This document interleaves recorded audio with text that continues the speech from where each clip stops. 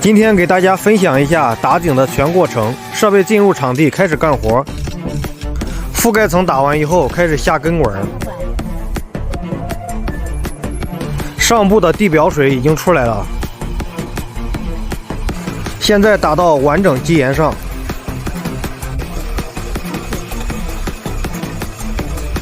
现在见到第二层水。现在打到溶洞上边，溶洞里边全部就是泥水。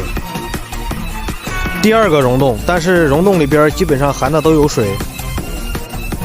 现在打到地下承压水，水量逐渐增大。现在的水量能达到100立方每小时。最后一步开始洗井，这个水量大的确实有点吓人。